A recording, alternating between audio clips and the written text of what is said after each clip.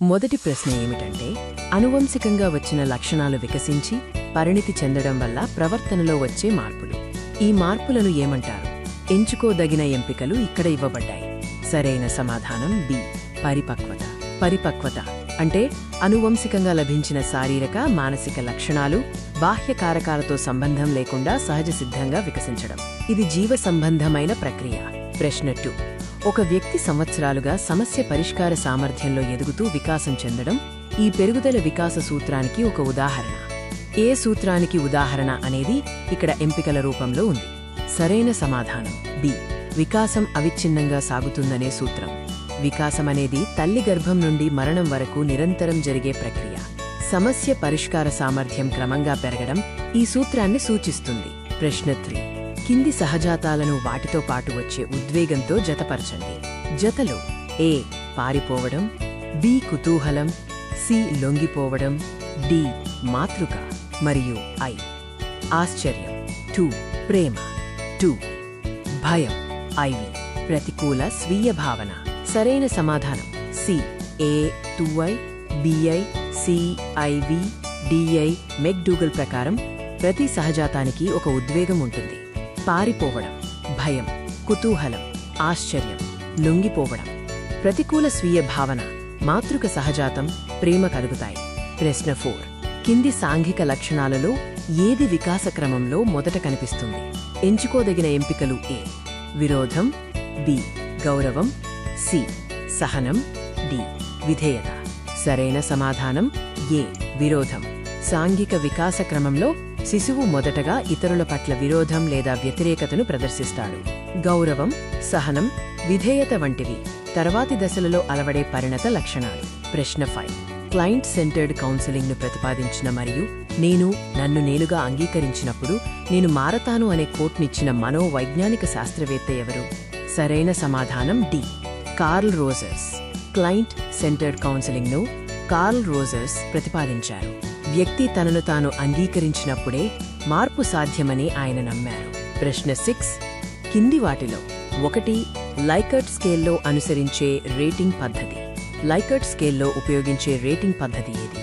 సరైన సమాధానం డి, ఖచ్చితంగా అంగీకరిస్తున్నాను నుండి ఖచ్చితంగా విభేదిస్తున్నాను మధ్య 5 పాయింట్ల స్కేల్లో అంశాల అంగీకారాన్ని సూచించడం. లైకర్ట్ స్కేల్ వ్యక్తుల వైఖరులను కొలవడానికి ఉపయోగించే 5 పాయింట్ల స్కేల్. ప్రశ్న 7. కింది వాటిలో 1 అలవాటుకు ఉదాహరణ. ఇక్కడ 4 ఎంపికలు ఇవ్వబడ్డాయి. సరైన సమాధానం ఏ, ఇతర పనులు చేసుకుంటూ జపం చేయడం. అలవాటు అనేది పునరావృతం ద్వారా అలవడే అసంకల్పిత చర్య. ఇతర పనులు చేస్తూనే జపం చేయడం అలవాటు కిందకు వస్తుంది. ప్రశ్న 8. స్వీయ భావనకు సంబంధించిన స్టేట్మెంట్ను గుర్తించండి. స్వీయ భావనను సూచించే వాక్యం ఏది?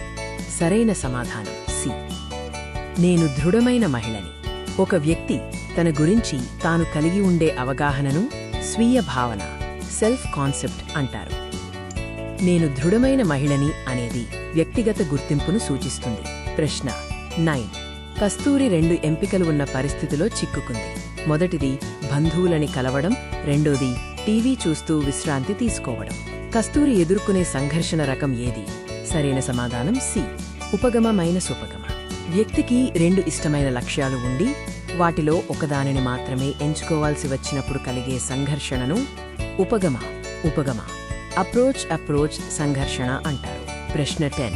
అంతః పరిశీలనకు సంబంధించిన స్టేట్మెంటును గుర్తించండి. అంతః పరిశీలన అంటే ఏమిటి? సరైన సమాధానం డి, ఆ పరిస్థితిలో నేను ఎందుకు అలా స్పందించాను? తన అంతరాత్మను తాను పరిశీలించుకోవడాన్ని అంతః పరిశీలన, ఇంట్రోస్పెక్షన్ అంటారు. తన ప్రవర్తన లేదా ప్రతిస్పందనను తానే విశ్లేషించుకోవడం దీనికి ఉదాహరణ. ప్రశ్న 11. ఈ క్రింది వాటిలో ఒక దాని వలన ప్రవర్తనలో కలిగే మార్పు అభ్యసనం కాదు. ఏ మార్పు అభ్యసనం కాదు? సరైన సమాధానం ఏ, మందులు. అభ్యసనం అంటే అనుభవం, శిక్షణ ద్వారా ప్రవర్తనలో వచ్చే సాపేక్ష శాశ్వత మార్పు. కాని మందులు, అలసట, పరిపక్వత వల్ల వచ్చే మార్పులు అభ్యసనం కావు. ప్రశ్న 12. 10 తరగతి విద్యార్థి రాహుల్ పజిల్ను పరిష్కరించాడు. ఉపాధ్యాయులు ప్రశంసించారు, తండ్రి బహుమతిని ఇచ్చారు. స్కిన్నర్ ప్రకారం ఈ ఉదాహరణలోని ఆపరెంట్ ఏది? సరైన సమాధానం బి, పజిల్ను పరిష్కరించడం. స్కిన్నర్ కార్యసాధక నిబంధనలో ఆపరెంట్ అంటే ప్రాణి చేసే స్వచ్ఛంద ప్రతిస్పందన. ఇక్కడ రాహుల్ పజిల్ పరిష్కరించడం అనేది ఆపరెంట్. ప్రశ్న 13. వృద్ధులను మరియు అధికారంలో ఉన్న వ్యక్తులను చూడగానే శ్రద్ధ కనబరచడం మరియు నమస్కరించడం దీనికి ఒక ఉదాహరణ. ఇది దేనికి ఉదాహరణ? సరైన సమాధానం ఏ. నిబంధన. ఒక ఉద్దీపనకు మరియు ప్రతిస్పందనకు మధ్య ఏర్పడే సంబంధాన్ని నిబంధన, కండిషనింగ్ అంటారు. పెద్దలను చూడగానే గౌరవించడం సామాజిక నిబంధన వల్ల వస్తుంది. ప్రశ్న 14. థార్న్డైక్ అభ్యసనంలో దీనికి ప్రాముఖ్యత ఇచ్చారు. థార్న్డైక్ దేనికి ప్రాముఖ్యత ఇచ్చారు? సరైన సమాధానం ఏ. సహజాతాలు. థార్న్డైక్ తన యత్నదోష అభ్యసన సిద్ధాంతంలో సహజాతాలకి, ఇన్స్టింక్ట్స్ ప్రాముఖ్యత ఇచ్చారు. జీవి తన అవసరాలను తీర్చుకోవడానికి సహజాత ప్రేరణతో ప్రయత్నిస్తుంది. ప్రశ్న 15. కింది వాటిలో ఒకదానికి పియాజే యొక్క సంజ్ఞానాత్మక వికాస సిద్ధాంతంలో చోటు లేదు. పియాజే సిద్ధాంతంలో లేని అంశం ఏది? సరైన సమాధానం బి. సంస్కృతి. పియాజే వికాసంలో పరిపక్వత, అనుభవాలు మరియు సామాజిక పరస్పర చర్యలకు ప్రాధాన్యత ఇచ్చారు, కానీ సంస్కృతికి ప్రాధాన్యత ఇచ్చినది వైగోట్స్కీ. ప్రశ్న 16. ఒక తల్లి తన చిన్న కొడుకుతో, అక్క ఎలా నిశ్శబ్దంగా చేస్తుందో చూడు, నువ్వు కూడా ఆమెలాగే ప్రవర్తించాలి అని చెప్పడం వీరు ప్రతిపాదించిన అభ్యసనానికి ఒక ఉదాహరణ. ఇది ఎవరి సిద్ధాంతానికి ఉదాహరణ? సరైన సమాధానం బి. బండూరా. ఇతరులను చూసి వారి ప్రవర్తనను అనుకరించడాన్ని పరిశీలనా అభ్యసనం అంటారు. దీనిని ఆల్బర్ట్ బండూరా ప్రతిపాదించారు. ఇక్కడ కొడుకు అక్కను అనుకరిస్తున్నాడు. ప్రశ్న 17. ఒక వ్యక్తి తన టెర్రస్పై ఉన్న నీటిని బయటకు పంపడానికి వెళ్లినప్పుడు అకస్మాత్తుగా తన తోటను పెంచడానికి టెర్రస్ను ఉపయోగించవచ్చని గ్రహించాడు. ఇది దేనికి ఒక ఉదాహరణ?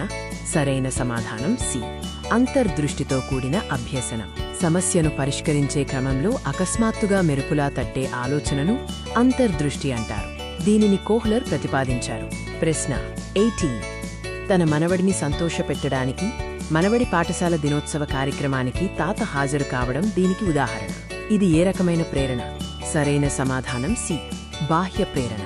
ఒక బాహ్య ఫలితం లేదా ఇతరుల కోసం చేసే పనిని బాహ్య ప్రేరణ అంటారు. ఇక్కడ మనవడి సంతోషమనేది తాతకు బాహ్య కారకం. ప్రశ్న 19. నిల్వ చేయబడిన సమాచారాన్ని తిరిగి పొందడం దీని ద్వారా జరుగుతుంది. ఏ. గుర్తింపు. బి. పునఃస్మరణ.